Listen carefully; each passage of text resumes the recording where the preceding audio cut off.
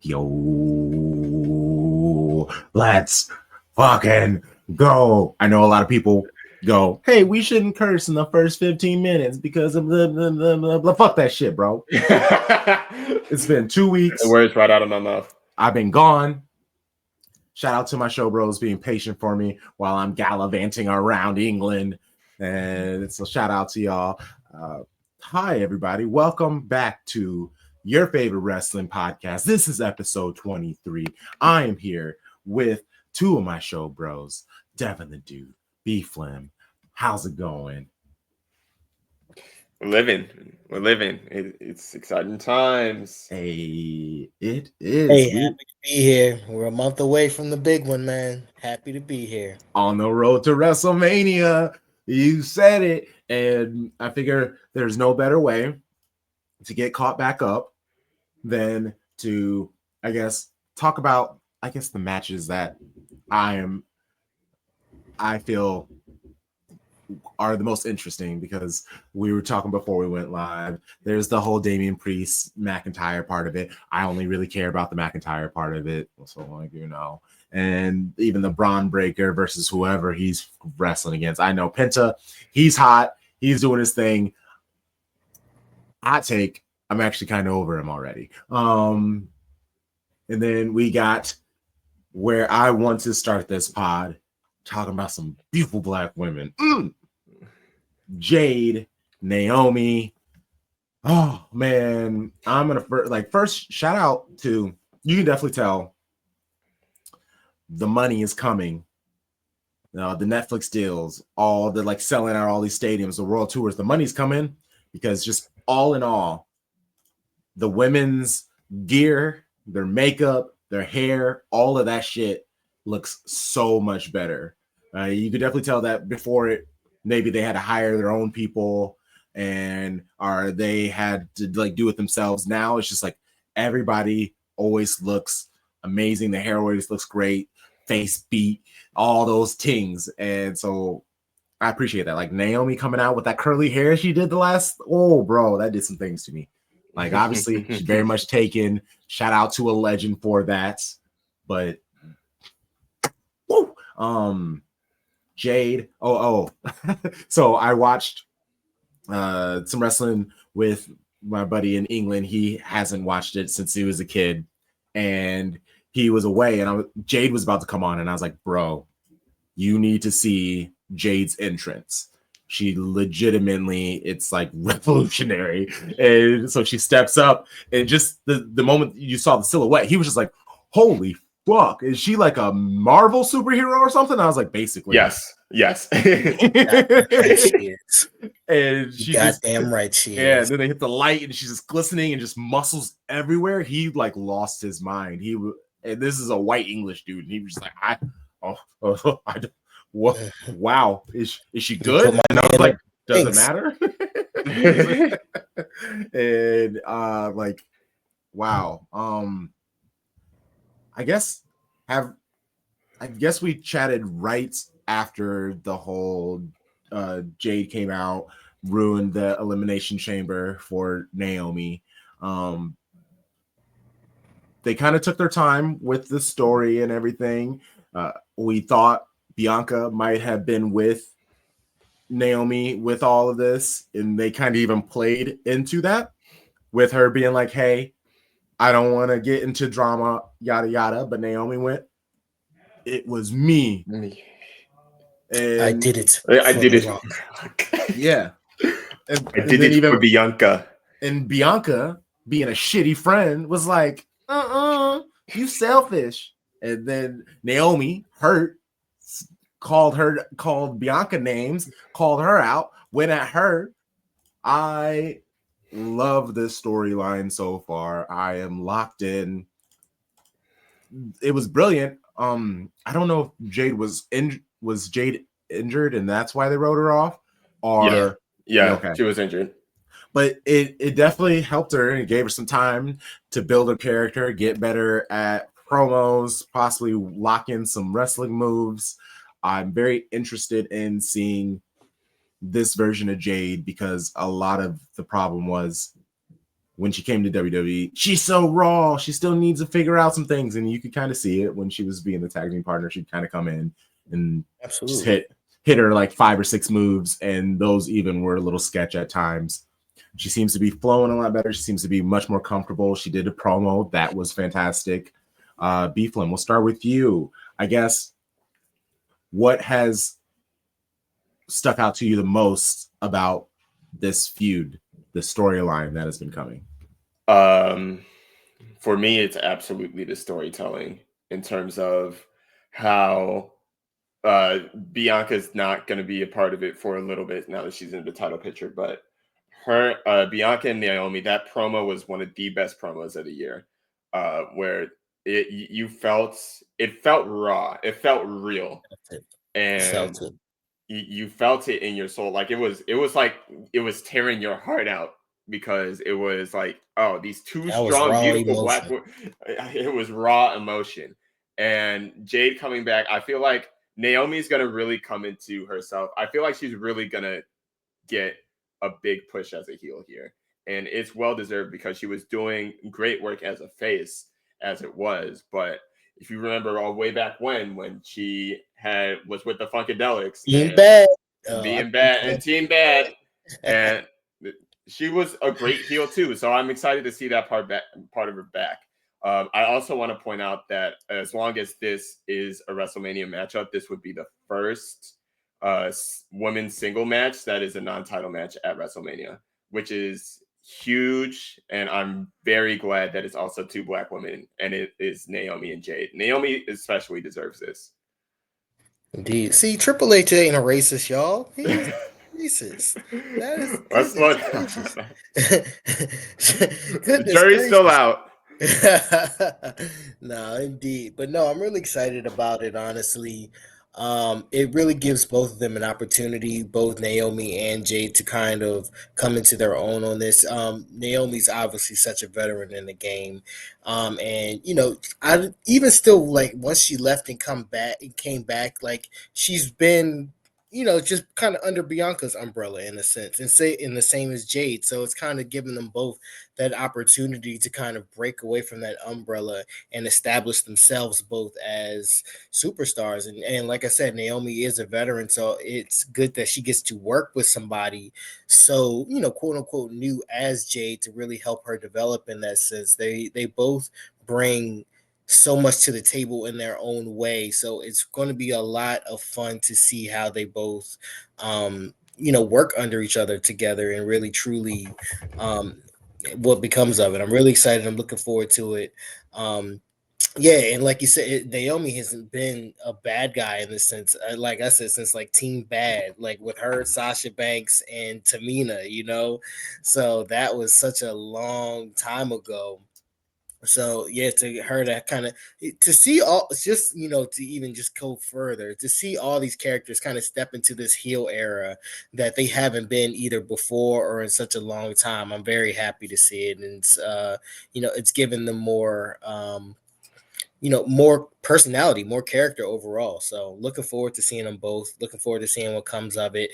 I do think Bianca is going to, regardless of what Bianca has going on her own, she's still going to be a part of it in some way. I guarantee that. Yeah, so don't think like this is going to be a 1, 2, 3 and that's done. Bianca's involved in some way, so I'm looking to see where that goes as well. Yeah, I'm intrigued by who's gonna win this match. I'm not looking for predictions quite yet. We still have a month for it to go, and I'm so fake. I could say Naomi's gonna win this week, but then after a set of promos, I could be like, nope, it's Jade now. But just with the Bianca Naomi promo that they did together, and Naomi and Bianca, it's set up for if Naomi wins, then because I assume Bianca's gonna win in WrestleMania. So then that's setting Naomi up to basically be like, all right, now it's my chance for this title. Or even with Jade, if Jade ends up winning, she can now turn her attention towards Bianca and be like, how would you let her do that type of vibes? Or if even worse, if Jade wins, Bianca can come out of nowhere and like attack her with the belt, etc., and be like, this was the plan all along.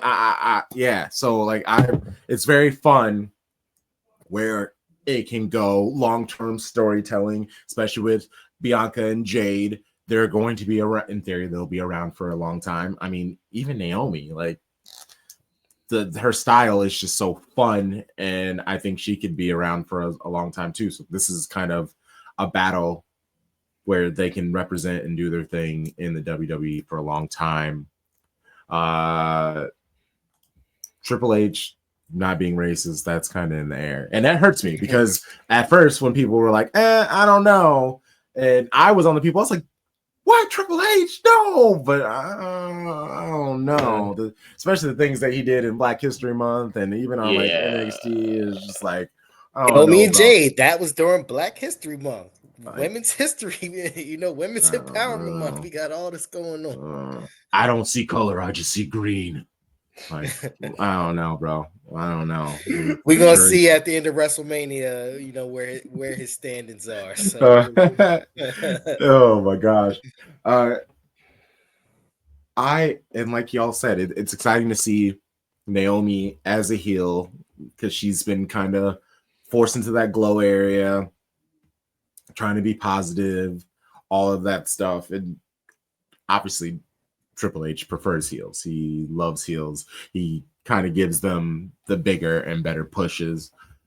So seeing Naomi as a heel, it makes me hopeful because she really hasn't done much since her return to WWE. And if this is what is needed for her to get the push, even if she's like Iyo Sky and only has the belt specifically as a transitional champ, I don't care. I just want to see the belt around her. Even like the fact that like she should be taking out Lyra Valkyria. Like I don't know what the point of having the belt on her is for. She barely fights and she's young, so it's like, isn't that supposed to be the workhorse champion? And she is like, Chelsea Green is out here doing more than Lyra Valkyria is, and that shouldn't be happening.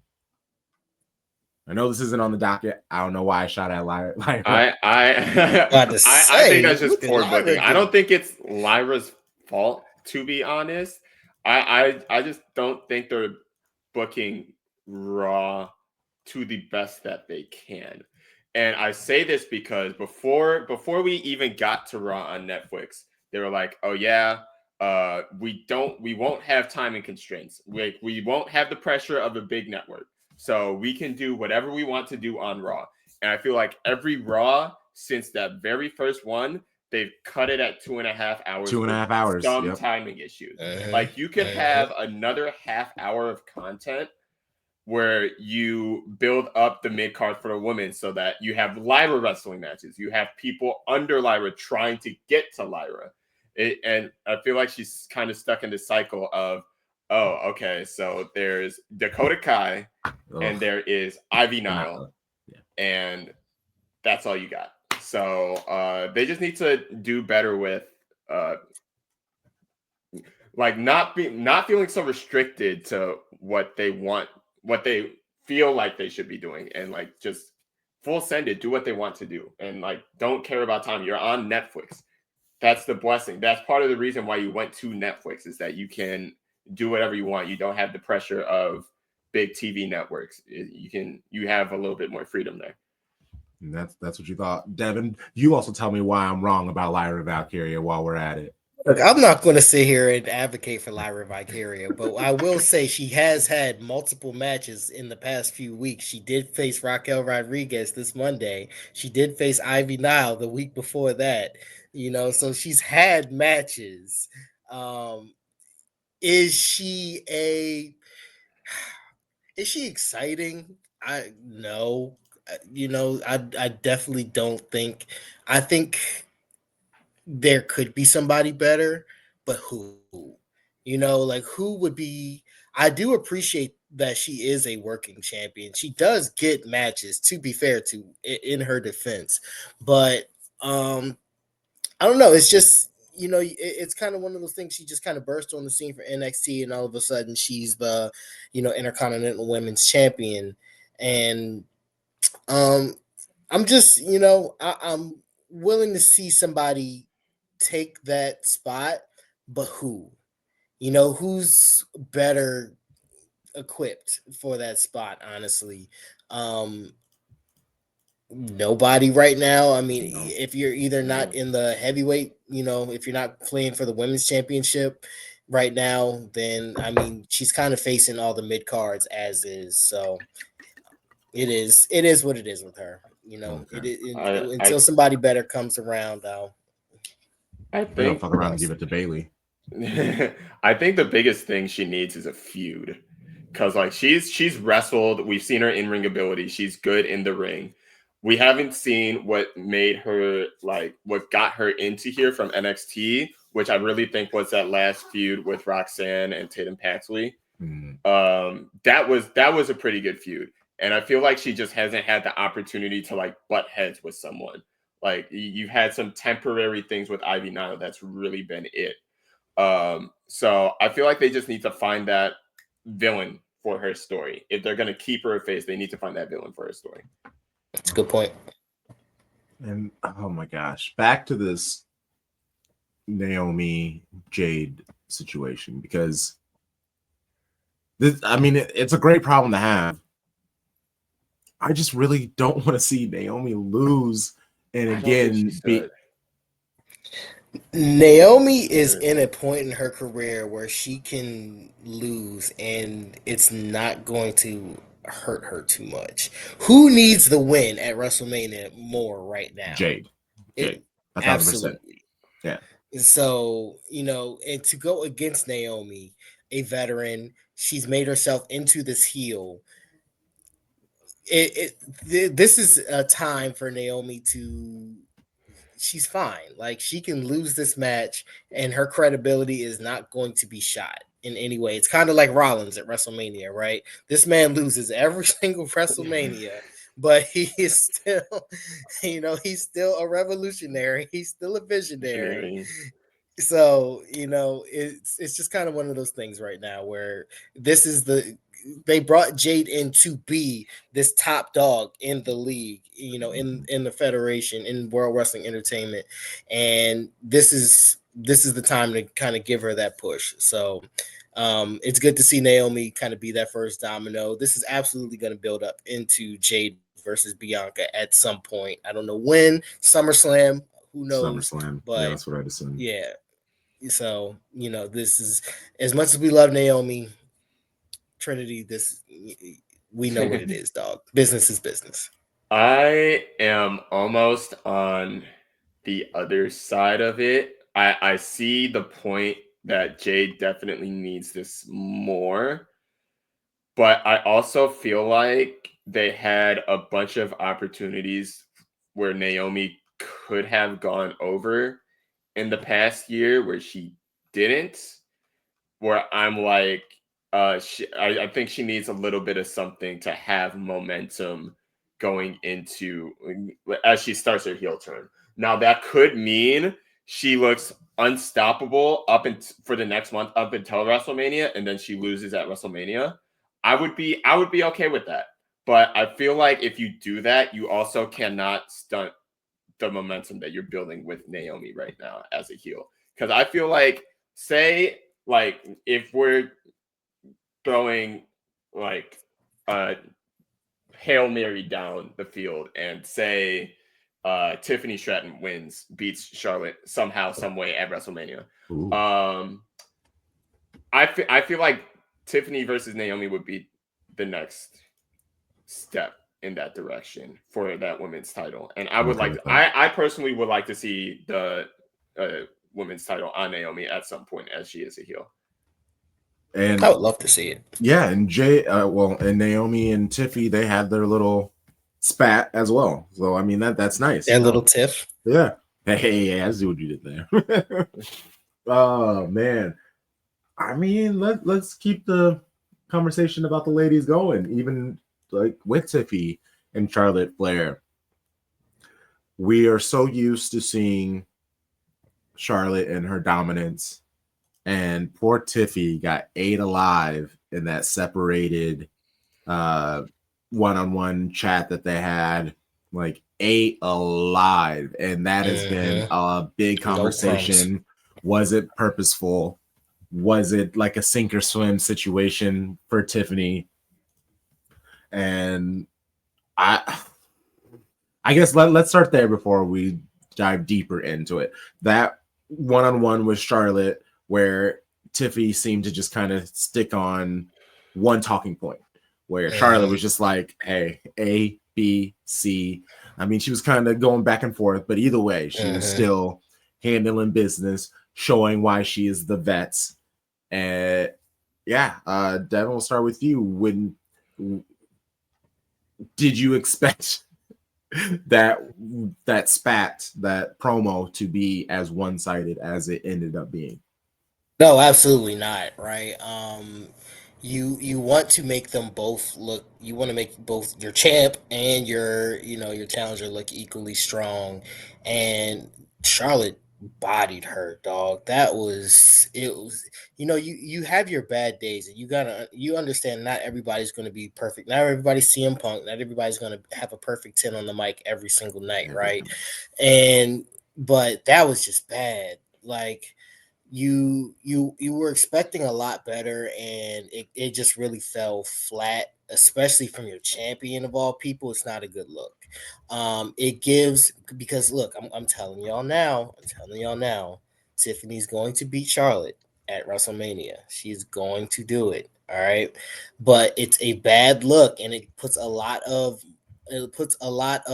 momentum on Charlotte now, because now she looks, like, dang, maybe we should give this to Charlotte because she can better serve it more than it is Tiffany. Charlotte is here she's here to push up the young talent at this point. She's in her Cena stage, not current Cena, but Cena for the past couple years. She's in that stage right now of her career where she's essentially pushing up young talent. And if you're not ready for the top, then do you deserve it? Is really where it's going.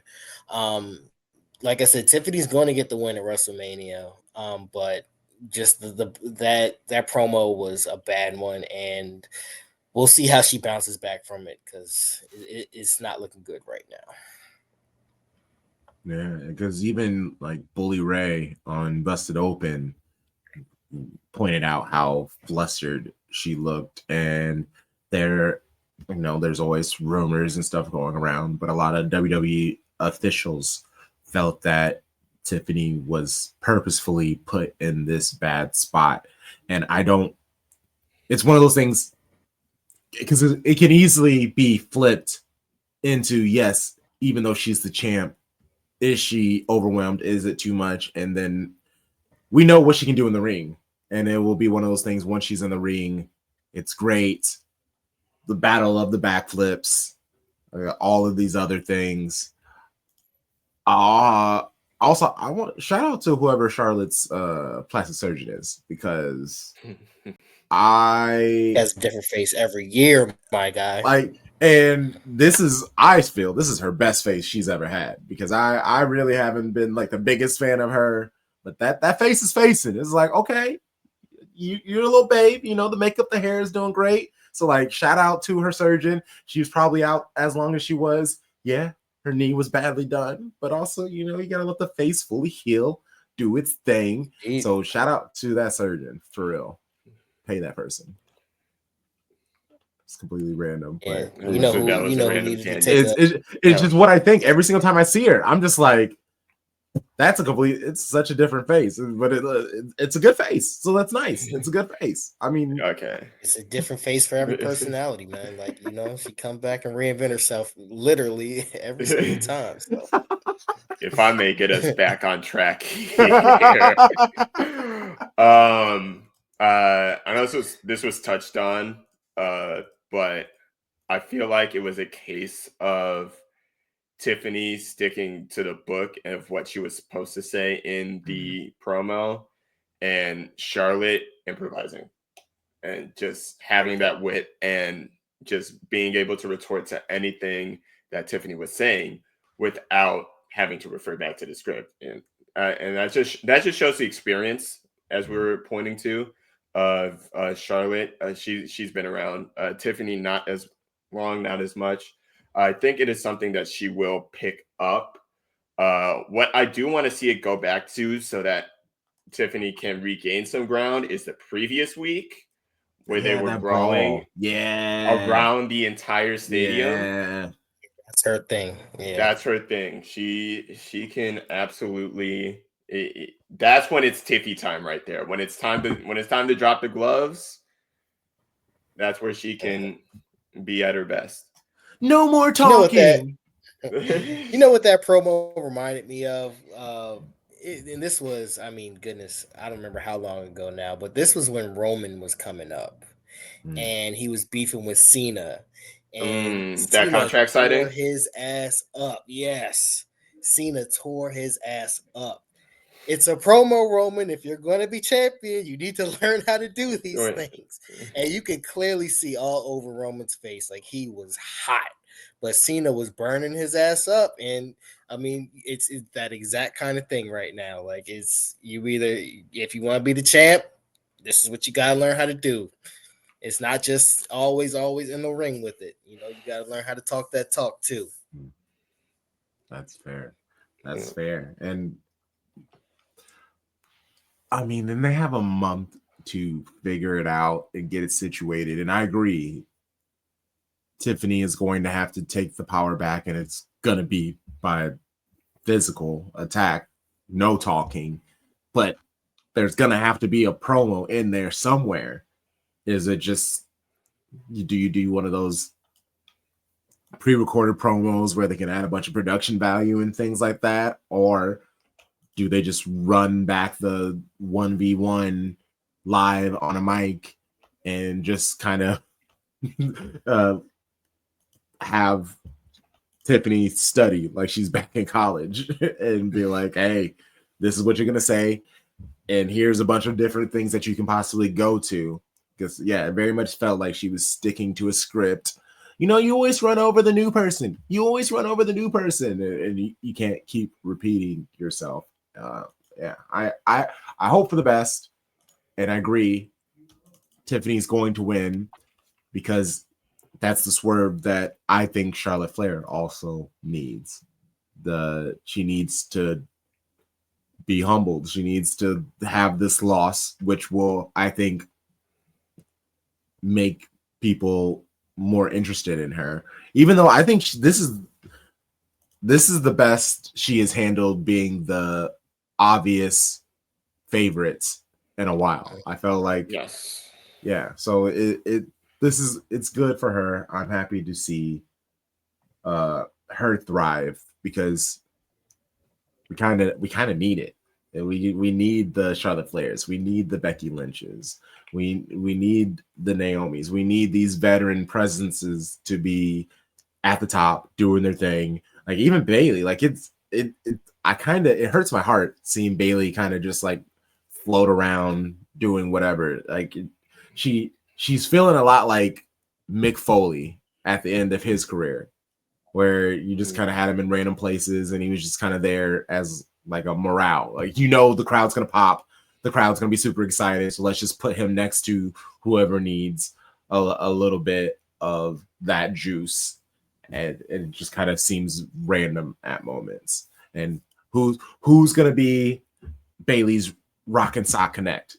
Like who is that gonna be? Because Lyra Valkyria. Oh my gosh. Oh my gosh. And again, that's I hope not, because that's gonna be it's already in motion, bro. Yeah, I know, you can see it like that, but it feels like Bayley's gonna turn on her. It's that's what it feels like. It feels like Bayley's gonna turn on her. I just had an epiphany. Oh. You know what Lyra needs? I know we're getting off topic. You know what Lyra needs? Heel Becky Lynch. Oh yeah, because it's supposed to be her superhero. Yeah, I like that. And Becky, she's okay. So I actually think Becky was gonna come back, but then what was it? Oh yeah, her shot at CM Punk. I think that fucked things up for her. I think that fucked things up for her. I think Paul Levesque told her to sit back down for a little bit, and we got to kind of let all this stuff clear, even though I do think the moment she returns, CM Punk is gonna. She'll be at WrestleMania. She'll be there. Like you, like just there cheering, or do you think she's gonna make an appearance? She'll make an appearance. I don't know how she's gonna be part of it. I don't know how, but she will be part of it somehow, I mean, some way. yeah, all they have to do is play the That's and it. she just needs to come out and just stand and stare, and everybody will lose their mind. So you're fair. You're fair. That's fair. Okay, well, let's talk. Oh man, Randy Orton versus Kevin Owens. We are seeing Randy Orton. The voices in his head are talking. He's talking about punting Kevin Owens. This is, I know this is where, but I'm about to swerve again. I love what they're doing with heels and faces now, where they're not necessarily changing the character. It's just their inspiration at that moment. The storyline that they're having. Yes, where technically, because these are all the evil things that Randy Orton used to do and say, but because he's going against Kevin Owens, who is seen as a heel, even though he still's kind of doing what he's always done. You want KO, man. I do too. You want to see Randy Orton punt KO, even though that's not really something he ended careers. That's how he became the legend killer.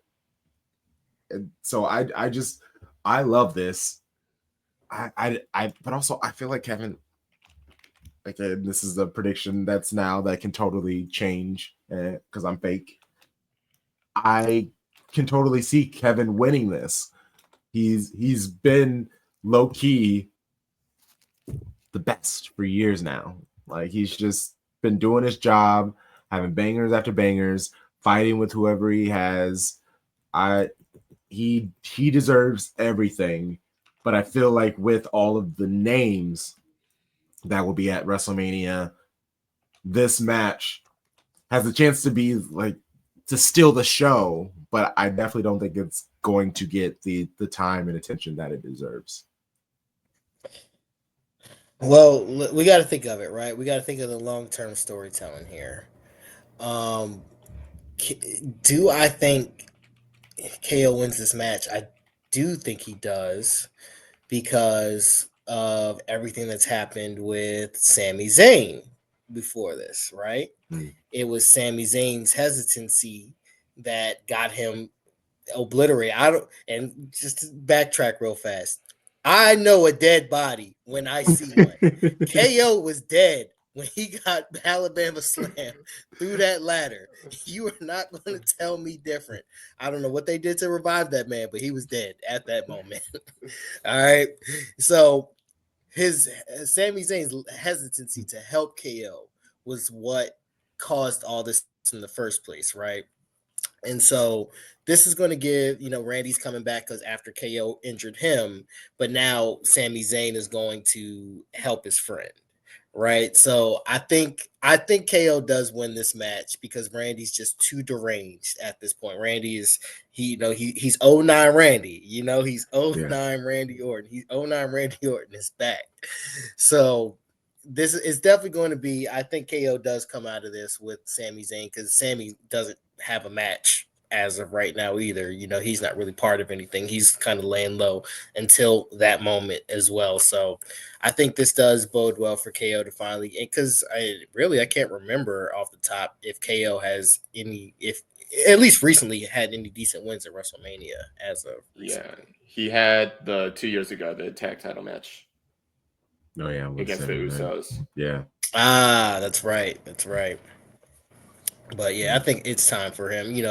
He took the elegant Stone Cold. It's time for him to get a I forgot about that. Oh man, which was a good match, man. Like it was fun. It was fun. I appreciated it for what it was. But yeah, we gotta get my man KO singles dub at WrestleMania, man. No, let me guess, BFlem, you about to hop on the Randy Orton train, aren't you? You're correct. And this is why everything that y'all have said so far is completely valid. And Kevin absolutely needs this win at Mania just like he needed that win against Sami Zayn back at Elimination Chamber. My big thing is they are building up this punt way too much for it not to happen at Mania. That's the only thing.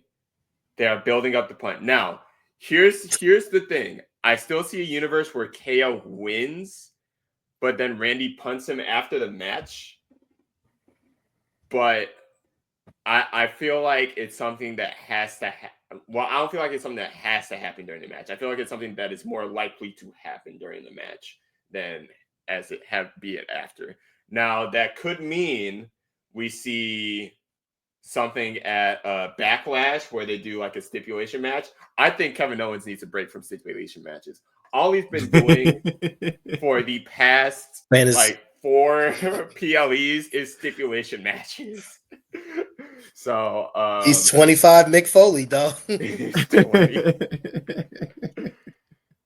No, but I feel like there is a nefarious energy around the punt right now that has me leaning Randy Orton in this, at least for the Mania match right now. Hey, and I'm here for it. I just want it. I don't care how it happens. Just give it to me. I know I do want that punt. Like when it was first teased and he was at the corner and he was like losing his mind, I was like, this is not about to happen. This is about to happen. Like freaking gladiator, just like, let's go.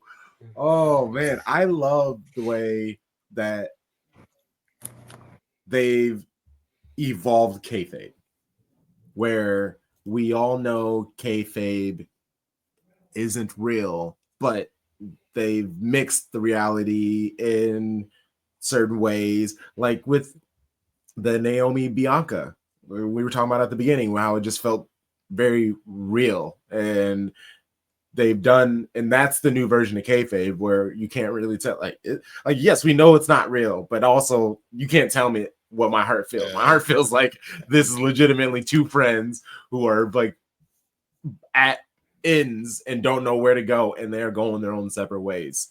So like maybe I'm a Mark. Hello, I'm Mark, but it's like I'm here. I'm loving what they're doing, but it's also just how like wrestlers coming on McAfee show and wrestlers they do so many different types of shows. They're on like Today Show and all these other like radio shows and things like that. And that's Rollins where was on NFL Network the other day. Yeah, the gym. Yeah, right. And it like blurs the lines. When they were in Scotland or wherever they were in this tour, Liv and Raquel, they did like a radio show and they were drinking I'm Brune, and just the way that they were acting there and just talking about how they're the best tag team and just like talking their shit.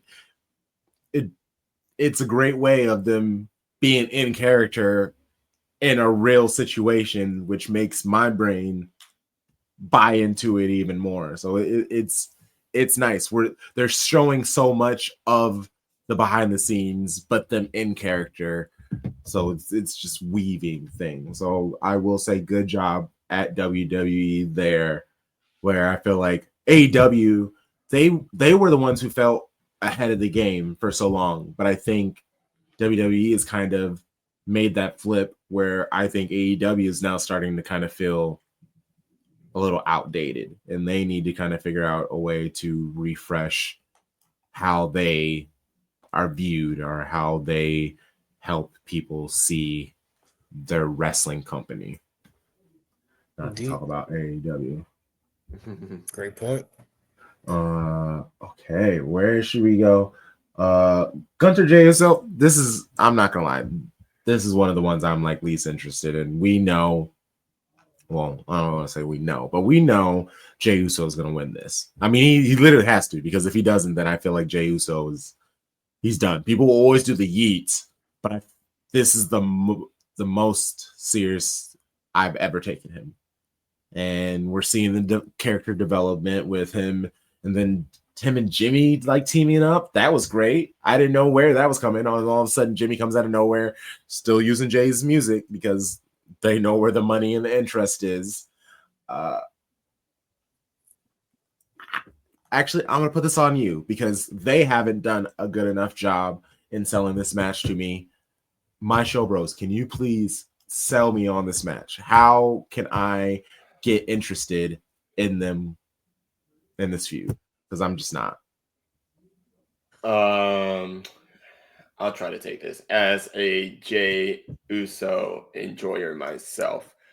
I feel like there's a very big hit or miss opportunity here for booking to get this right. They tried to start to do the "why not me? Everybody's doubting me" type of angle, and it was not it wasn't really believable at first because he won the Royal Rumble. He's had big moments in his career, like if you go back to right hand man era, he has come close against Roman Reigns. He's pinned him in the tag match.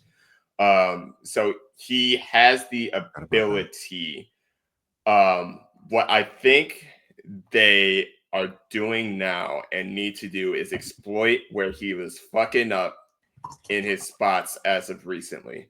It was 2 weeks ago where he botched the the jump, the splash. Yeah, he botched the spear, and this past week they had him fake a slip, and I feel like that's the right angle to do it. And I think the promo that they did after the match with Jimmy, him and where he's Jimmy, like, this Jey Uso cannot do it. You need to go back to right hand man Jey Uso. So I feel like if they truly let him crash out and get right, I think that is an angle that you can see will be interesting if he starts to pick up stuff on Gunther slowly but surely, because he should not be in Gunther's league as of right now. He won't be.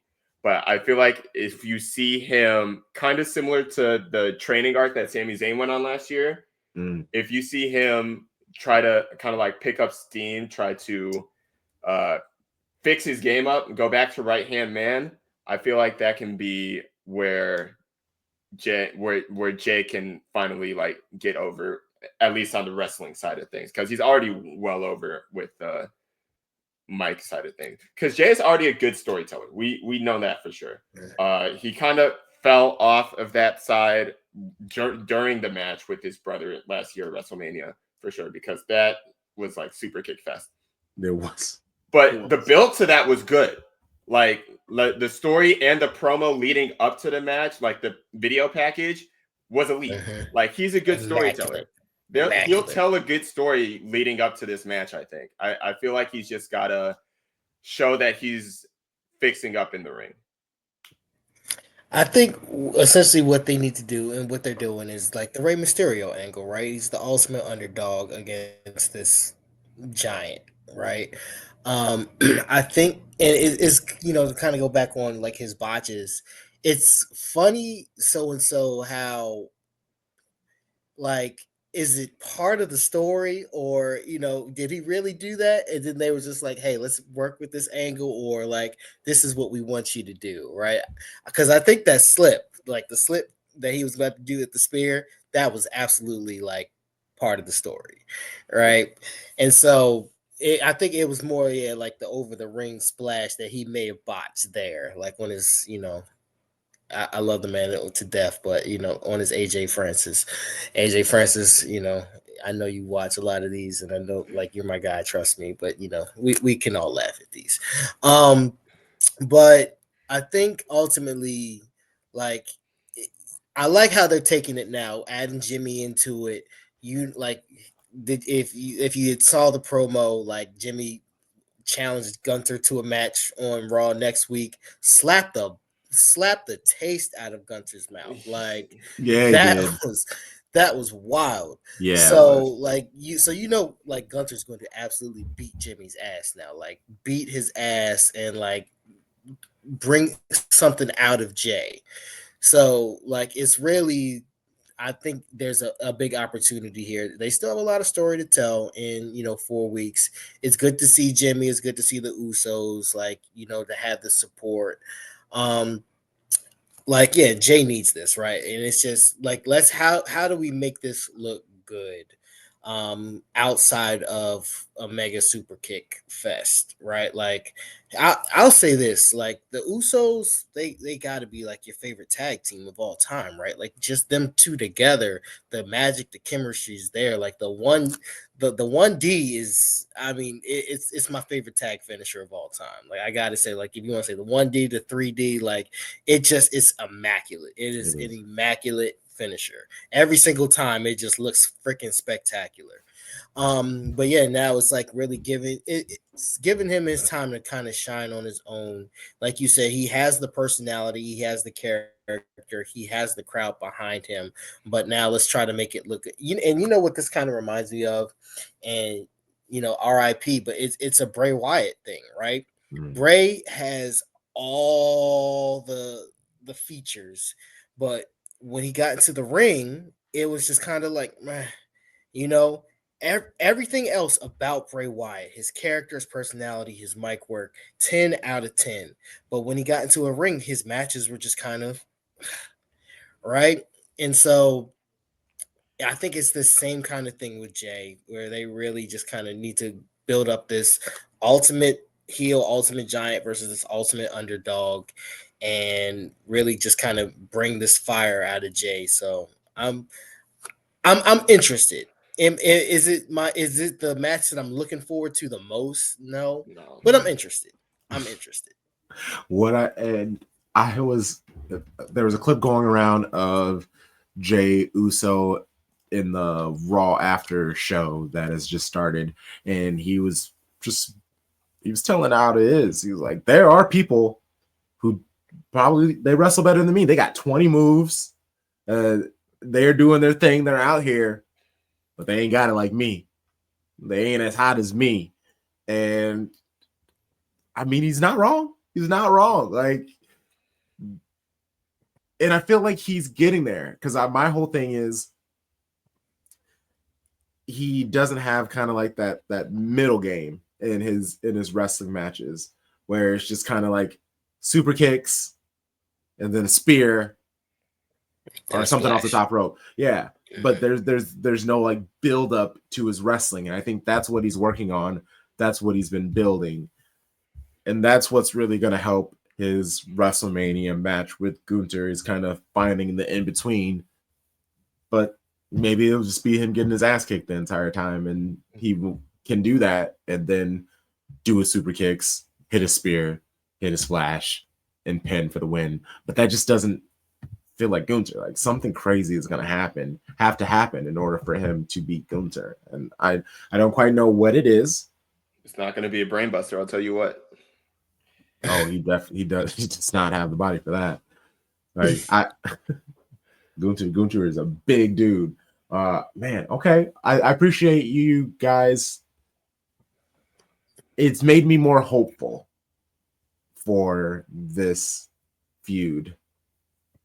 But it's up to them. They still have a whole month. And I think that's really kind of what the problem is they just made the announcement so quickly. And then Gunther was like, I'm going to make every single week miserable for you. But then for like 2-3 weeks, he didn't really make him miserable. And now that is kind of coming up. It's great. Okay. Now we're getting to the good matches. Iyo, Bianca, Rhea. Rhea has inserted herself into this fight. Iyo has basically just been getting sunned every single week. It feels very obvious that Bianca is going to win. Like, I guess, does anybody feel bad for Iyo in this situation? Or Yes. are we just all excited for Bianca to get her title back? Now, listen, I love Bianca. I think she is going to win. I think she should have a streak at WrestleMania. I feel like you are selling Iyo so short here because she has been the best in-ring performer on the women's side that is not named Roxanne Perez for the past year, in my opinion. I think Iyo has game that honestly no other woman in the division right now has. Highly slept on. Highly slept on. Completely slept on. And to see her just get palmed and disrespected, what I want deep down is either Bianca to win. I'd be okay with Bianca winning, but I also want Iyo to earn her respect. Like that would be a moment to see. Now, I would hate sacrificing Bianca's streak for that, but if it's got to happen, then it's got to happen. So, as you said, like Iyo has been working, and she doesn't get enough respect and credit. I think the I think the producers see that. That's why she's in this picture. But it's really just trying to get the fans to see it, and you kind of do, right? But I think what's going to be really telling is what's coming up this Monday, right? It's Iyo versus Rhea, and that's going to be the person that faces Bianca at WrestleMania. So I think if Iyo does win this, then like boom, like this is the respect that she's finally getting. Like she's gonna prove everybody wrong, that she's not, some little chump that's just getting mushed and smacked every week. But it's hard to not see Rhea Ripley as, a major contender of this for WrestleMania. Um, it's hard for me not to see how this doesn't turn into. I need to see the triple threat aspect of it, right? The triple threat aspect was already there, but now they're about to make this a singles aspect again. So I need to see how they keep this a triple threat match. They sign like the contract and everything. But I'm really interested into it. I'm excited. I really like. I'm always gonna. I don't care who's there. I always want Bianca to win. Like Bianca, could be facing anybody, and I'm always gonna pick Bianca. But Iyo deserves a chance. I would like to see it. Rhea Ripley is like, what can you say? Like the hottest wrestler in or the most popular, I should say, women's wrestler right now. Like she deserves to be part of it, and again, it's always flashback into something. It's how it kind of went from Becky and Ronda Rousey to Ronda Charlotte and Becky. How it kind of melted together where it really wasn't supposed to be like that originally. Is how I kind of feel about this one as well. But I really do want Iyo to kind of get the respect that she deserves. She's been a workhorse. She has great moves, and she's obviously getting a lot better on the mic. They're letting her do a lot more talking, and so I'm happy to see that as well. So yeah, we'll see where it goes from here. But I'm interested to see what happens on Monday night. My big prediction for Monday night is that the matchup won't have a contest. I think Bianca gets fed up at some point and just cracks and then knocks both of them out, and there's no winner. And I think that's how Rhea gets inserted into the match. That would be the way that makes the most sense, in my opinion. But also, just as a whole big picture kind of thing, I would hate, another aspect of this is that I would hate to see Iyo as a transitional champion, because I feel like she's actually earned it. I don't think she should be like, oh, we just gave her the title on this shock factor and now she's going to lose it to Bianca. I don't enjoy that for Iyo's momentum. I feel like she deserves a bit longer of a reign than she got. I also feel like she should have been in Chamber, and they kind of fluffed it with that, but I get why you want to have that shock factor on any given Raw. But what I do know is that Rhea Ripley is not winning this match at WrestleMania. Yeah, she seems very unhinged lately. No, that I'm in a good way, because her story has been interesting. They've done a great job at cooling Bianca Belair off over the last couple of years because she just seemed so unstoppable. And then even same thing with Rhea Ripley when she was going through her run. It was like, who's going to beat her? Who realistically is going to beat her? And they've done a good job at kind of whether, putting her in Bianca in a tag team and the whole Judgment Day, will they, won't they break up? They've done a great job at kind of humanizing these people who seem bigger than life. And you could easily just throw them back in there, but you also have to kind of raise up all of the people that they're going to fight, or else you just think that one of them is going to win this entire time. Yeah.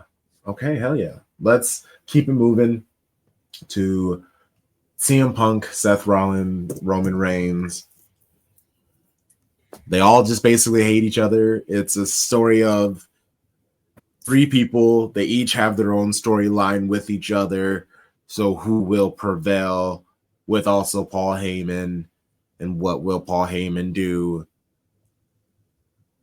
Seth is very much the third wheel in this, just based off of celebrity, name, recognition, and all that stuff, which to me feels like the great, perfect reason to have Seth win this. But also I'm biased because he's from my city. I don't think he's winning. Interesting. What you got, Flynn? I have no clue who's winning this match. I feel like this could go any type of way. The one thing I hope for is that CM Punk doesn't call in his favor here, and B, if he calls in his favor, it's not to get inserted into the main event or any main event or whatever like that. I feel like there's a big debate between what should main event between this triple threat or the women's world title triple threat. I think it should be the women's world title triple threat, but there is a lot of star power here where this could be night one main event worthy. And there's a bunch of angles you could take it. There's obviously the Paul Heyman angle between Roman and CM Punk. There is also the former Shield angle between Punk and, well, not Punk, but Rollins and Reigns. There's also, Punk alluded to it a couple times, where neither of them have been able to beat him without the other one's help. There's also the angle, which they haven't touched on yet, where Punk didn't want Roman in the Shield. There's a lot of different areas you could go with this beef. And I love to see how that builds. I think the contract signing's tomorrow. So I'd love to see how that builds, as well as going into the next month, going into WrestleMania. For the match itself, it could go any type of way. I've seen people insinuating that Heyman may turn on Reigns to go with Rollins instead of Punk. I'm like, that doesn't feel like it would be productive at all. It would be insane shock factor. It doesn't feel productive at all. Obviously, there's the angle of Heyman signing with CM Punk, which would be a little bit more productive, even though we've seen kind of iffy footing with Reigns and Heyman when Lesnar originally was around.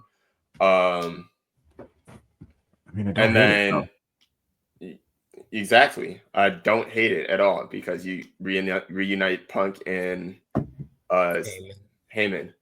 Oh man, this could go so many different ways. And Seth Rollins is just going to be in that match to be a little shit between everybody. Basically. And I feel like that's also why I feel like Seth has to win, because we obviously have the whole Heyman of Roman and CM Punk. Like, where does Seth go if he loses this? I think Seth can win this somehow, some way. Like, Heyman tries to help Roman, but in reality it helps CM Punk. But then you have Seth Rollins to come and take advantage of the situation and win, and then that takes him to the championship match, because they're gonna announce that stipulation that whoever wins is the number one contender, blah blah blah blah blah. So now you can have Seth go for the championship, hopefully win, because he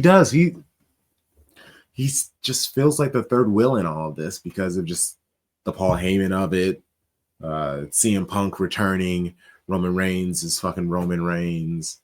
So I feel like he is the one who, and he's Seth Rollins, so he doesn't need the win. But I think to continue his upward trend that he's trying to make, he is the one who needs the win. But who is that takes the pin? Is it CM Punk who takes the pin? Is it Roman Reigns who takes the pin? I don't know. I'll be very interested to see with that. I just see this as an old-fashioned hoedown. Pretty much. This is just going to be three dudes beating the hell out of each other, and we are going to love every single moment of it. It's hard to really say like who is on top of who in this.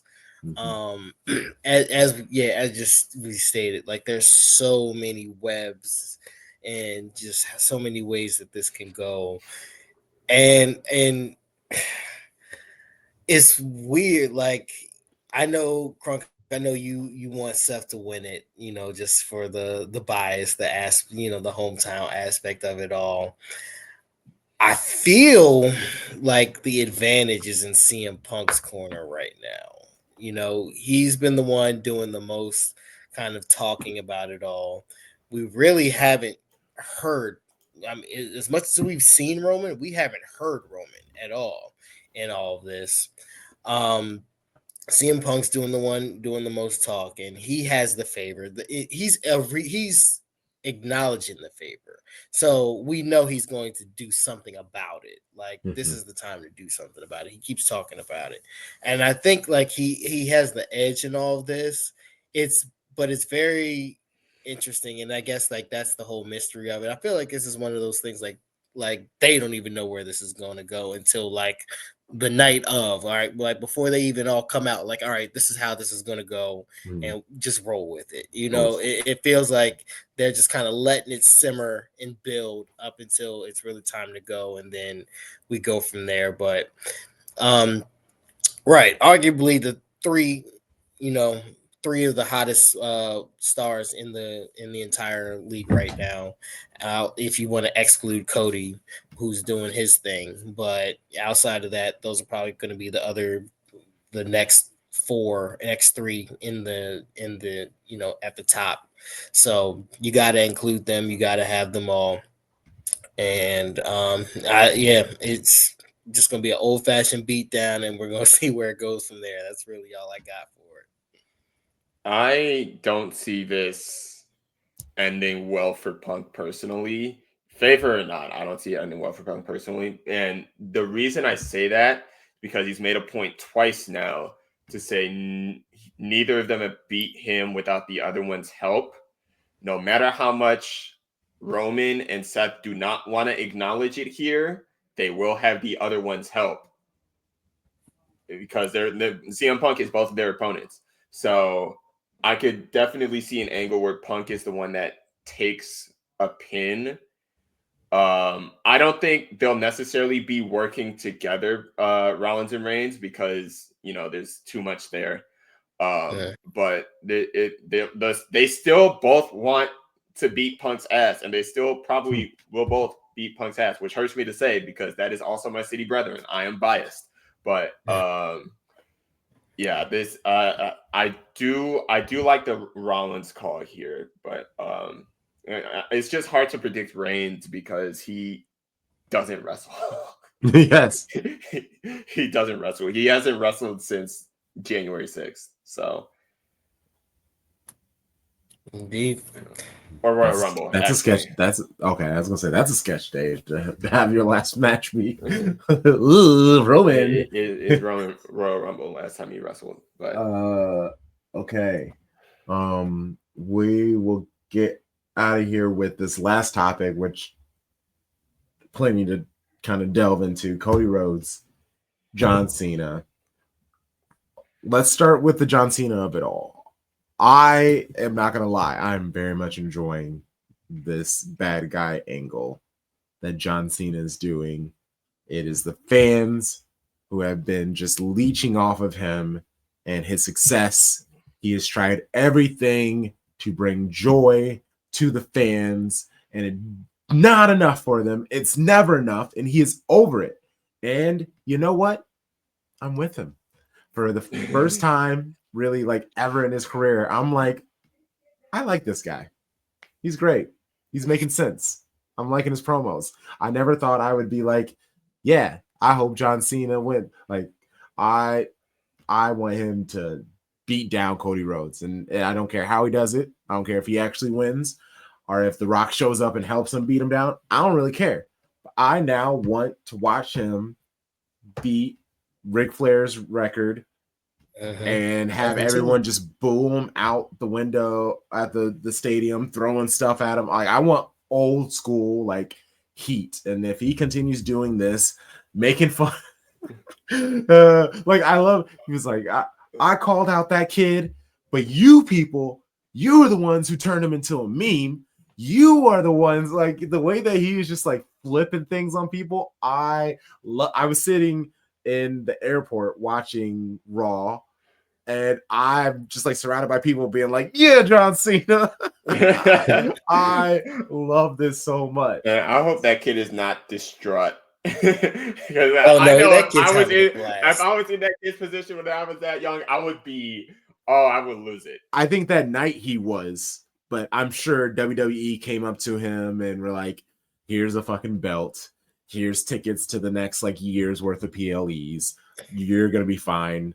You're going to be famous one day. If you can get in good enough shape, we'll even bring you into our wrestling and become a bigger thing. Because if he does, it's just like that one girl who like that super shocked face and gets like real mad. Like they always show her, like he is the new version of that. He does his cards well. If his parents signed off on that should be at least once or twice a year little check sent their way. I mean, would you even go to that though? Because I feel like that's just trauma at this point. Eat that up. I don't get it. I would be eating that up. Like, I am famous now. Like, I was on TV. John Cena was talking to me. Right. What was y'all doing when y'all was in class? No, I was here messing with John Cena. All right. So I would definitely be like, I wouldn't be traumatized. I'd be taking that money and I'd be talking that talk in school. But we see BFlem. He's empathetic for that kid. He's like, think about the children. And John Cena's like, the children. Fuck them kids. On his MJ. Oh my god. No, it's a good time. Like, I mean, you know, it's fun because we've never seen it before, right? Like, this is brand spanking new to everybody. We've never seen, even when he was like the Dr. Thugonomics, he had a little heel time there, but like just this angry, fed up, sick and tired John Cena, like everybody, like you said, like it's just he's sick and tired of everybody mooching off of him. It's never enough for them, and he's fed up and he's tired of it. And like we have to watch because we just don't know what he's going to say or how he's going to feel about it. It's something fresh, and I appreciate that for the time. Where and then we got Cody and all this, and Cody's being his normal superhero, whatever you want to call itself.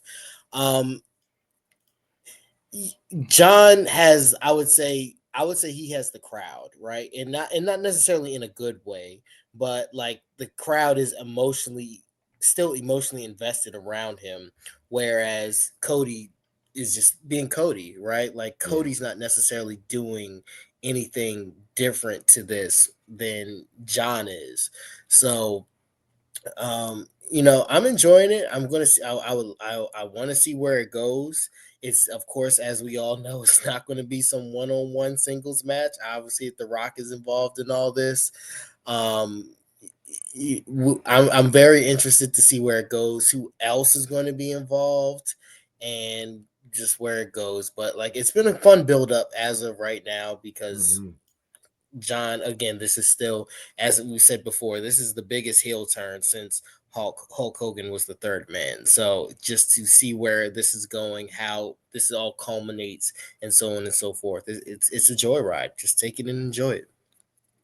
Yeah, I feel like before I say what I got to say here, I do want to preface this by saying I do think John's going to win at WrestleMania. I do think he gets 17 just because the way that they presented, oh, I'm going to steal what is most important to you. I'm going to take the belt and I'm going to ruin wrestling. I think that is it was so powerful, and it's so early on in the farewell tour that I think it's going to be like a Thanos type beat. Like he snaps, half the world is gone, everybody's dejected. How are we going to get wrestling back? You know, and also how are we going to get John back? Which brings me to my point: is that you look at John Cena's past two promos. He comes out on top of the world. He's talking his shit. He's singling out people in the crowd. He's talking down to people in the crowd. Like he is the highest man in the room, right?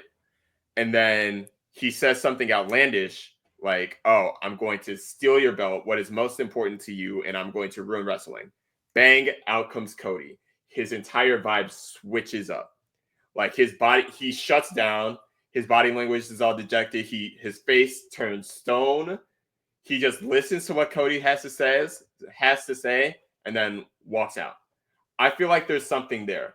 Like I feel like the moment he like sees Cody Rhodes and like shuts down, he sees what he was before, and I feel like there's something deep inside him that's either A, oh, I'm repulsed by this. At this point, early, he's probably just like, oh, I'm repulsed by this. I don't want to see this. I don't want to be around this. I want to purge this. Or there's something like deep down inside him, like he has what I want. And something that he lost when he sold his soul to The Rock, which I think will come back up as the farewell tour goes on, and because I don't think he finishes the farewell tour as a heel. There's no way he can do that. He can't. No, he can't. So I feel like there's going to be a character progression post WrestleMania where maybe he does have the title, and if he does, it's people A, trying to get the title back, but also B, trying to get John back because they know that it's deep inside there. I like it. I like the Thanos aspect of it. It's definitely a way like you don't expect it. You know, well, I mean, when Thanos did it, we didn't expect it. So, so I'm very interested I like that aspect of it. We'll see where it goes. And yeah, I mean, he was very adamant. He's going to take that belt. He's going to retire with that belt. That belt is going to be gone. And now what? So, it can happen. It can very well happen. And as we get closer to WrestleMania, there are a lot of these undercards that we will be able to talk about. AJ Styles, Logan Paul, what LA Knight will be doing with the United States Championship, Braun Breaker, what will he be doing with the Intercontinental Championship? By the way, I can't wait to see Dominic Mysterio's Intercontinental Championship. Like, holy hell. And this whole El Grande Americano nonsense. Oh, man, we'll talk about it. They have one more week. Like, I was all in on it. And when he went to Mexico and they did that promo, but then like the next week he's already back. And then he's back. I was like, bro, what happened to the storytelling? I don't know. It was frustrating. It was a good story, and it did kind of just wrap up quick. Yeah, it was a good story. I was very into it. Definitely should have let it for a few more weeks. All right, well, show bros. Devin, we'll start with you. Let people know where they can find you and the things. And how where is Devin in this world? What is he up to? Devin's working, man. Devin is a working man. It is, to switch gears, we are also a soccer organization. So, preparing for our season that kicks off, first game of the season, May 31st. Let's go. So, yes, very excited. Doubleheader. It will be our women's first game as well. So, they will be headlining our doubleheader in their first game. So we are very excited about that. We are trying to sell out our stadium. As we broke the attendance record last season, and now we are in a new league. We are in the USL now, so we're trying to break that. Break our own attendance record in that sense. So, just been busy, man. It's been a busy time getting all this. Getting running a soccer team is a busy time. It ain't easy. As well, all I'll say. You can find me on Blue Sky, Devin Pugh, DEVINPUGH. You can also find me occasionally on Elon's app. I don't mess with Elon like that, so I'm not really on there anymore. But _ Devin Pugh, also _ Devin Pugh on IG, and you can also see me on FTC. Let's go. Devin Pew Pew. BFlem. Yeah, I'm around, bro. You see me anywhere. I'm outside. I'm outside. I'm doing a lot these days. Dotting and bopping. By popping. Blue Sky, you can find me at bfun.bsky.social. I'm trying to transition over there as much as possible because Twitter is a hellscape right now. So I will not tell you my Twitter. And then I am also on Twitch on 2 different channels. My personal channel is B_Flem. I do variety, gameplay, bunch of stuff. I have ideas coming out soon. Don't press me on those.